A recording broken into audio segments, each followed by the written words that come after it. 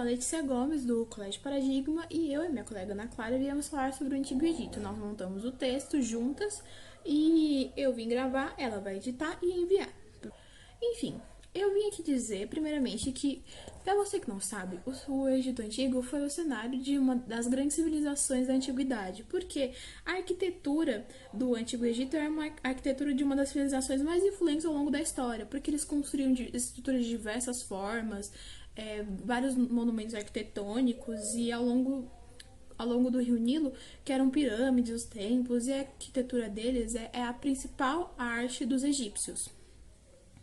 E eles ficavam localizados no Nordeste, no extremo Nordeste da África, numa região bem desértica, bem concentrados no Rio Nilo. Por que eles ficavam lá? Porque durante a cheia do Nilo, a sua margem era regada pela água do rio, e quando voltava ao normal, ficava um solo fértil e muito bom para a agricultura. E a economia a egípcia era baseada na agricultura, principalmente de trigo, cevada, frutas, legumes, linho, papiro, algodão. E o Rio Nilo era responsável por mover essa economia e garantir a unidade política do Antigo Egito, né? A sociedade dele era formada pela mistura de diversos povos. A população era dividida em vários clãs organizados em comunidades que a gente chamava de monos. Elas funcionavam como se fossem estados independentes. E a sociedade do Antigo Egito tinha um formato de organização que era eficiente, porém era injusto. Eles eram organizados de uma forma uma hierarquia, sabe? E ela funcionava bem e garantia a expansão, só que era injusta. Porque, assim, era dividida de uma maneira muito rígida e não tinha uma mobilidade social para isso. No topo ficava o faraó, que ele era quem governava o Egito e ele tinha todos os poderes sobre a sociedade. E ele, além disso, ele era reconhecido como um deus. Porém, não existe uma forma de se eleger um faraó.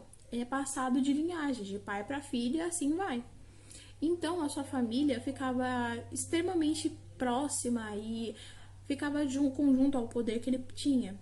Então, eles comandavam junto com ele. Abaixo dele ficavam os sacerdotes. E eles eram responsáveis pela organização de rituais, festas, antigas religiosidades no Egito. E eles tinham que ter o conhecimento sobre as características e funções de cada deus. Porque eu não sei se você sabe, mas a religião do Egito é politeísta. Eles acreditam em vários deuses e acreditam que fazendo sacrifícios, rituais, agradando esses deuses, seria um agrado a esses deuses, eles os recompensariam de volta. E muitos desses deuses eram metade ser humano, metade animal, e existem muitos deles. E abaixo dos sacerdotes ficavam os chefes militares. Eles faziam a guarda do Egito e eram mais presentes na hora de batalhas, guerras, na conquista de outros territórios e só. Abaixo deles ficavam os escribas.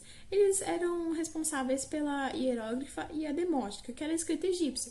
Eles escreviam principalmente os fatos da sociedade e da vida do faraó. E eles cobravam, né, também, porque ninguém trabalha de graça, né? Nem naquele tempo era de graça, nem todo mundo. E tinha o povo egípcio, que a maior parte era constituída por artesãos, lavradores, pastores, comerciantes. Eles tinham que trabalhar muito para sobreviver, porque muitas vezes eles tinham que fazer obras públicas, já eram chamados pelo faraó, e eles tinham que ir e eles não tinham recompensa de volta.